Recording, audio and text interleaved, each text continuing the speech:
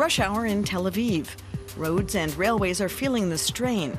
Traffic jams carry on late into the evening. But where users have a need, developers are on the case, creating apps to solve problems. Startups here are working on digital ways to beat the traffic.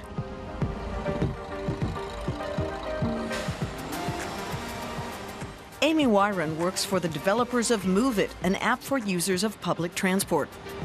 The one-person, one-car world is shifting, so people are moving away from having their own private vehicle and more open to taking alternate forms of public transportation. Move It was created in order to give people the best options from point A to point B so that it can make every journey smoother on public transport. So far, some 800 cities in 60 countries use Move It in 40 languages. Not only does the app display the current bus and train schedules, it even indicates if the bus is crowded or empty. It also finds the best connections. To do all this, it accesses live data from its 35 million users.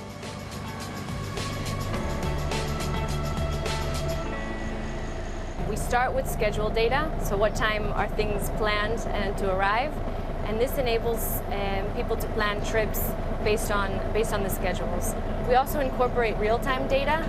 We combine feeds that come from transport operators with GPS that's shared by the community while they're riding with the app. Another traffic app made in Tel Aviv is Waze. It also utilizes its users' location data. The software compiles their moving GPS coordinates to work out the current traffic density and offer alternative routes. Google bought the startup in 2013 for around €1 billion.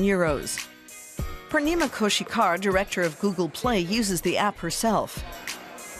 Waze has fundamentally connected the understanding of spatial stuff, which is maps, the understanding of contextual stuff, which is location, and the notion of community together, which is where the magic of mobile happens.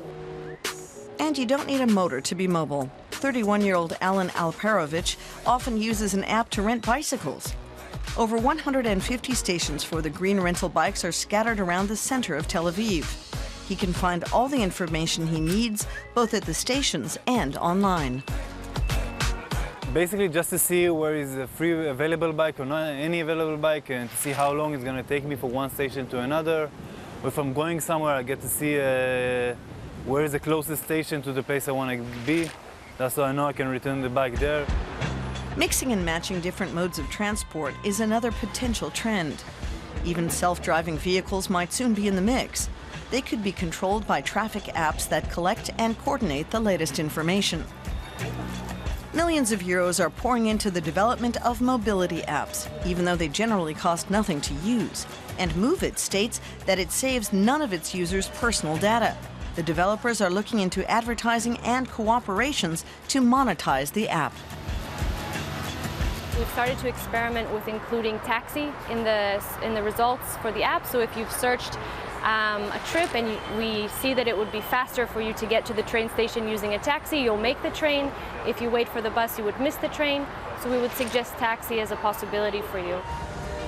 The startup city Tel Aviv is an ideal testing ground for innovative solutions to mobility problems. The best way out of a traffic jam is to avoid it in the first place.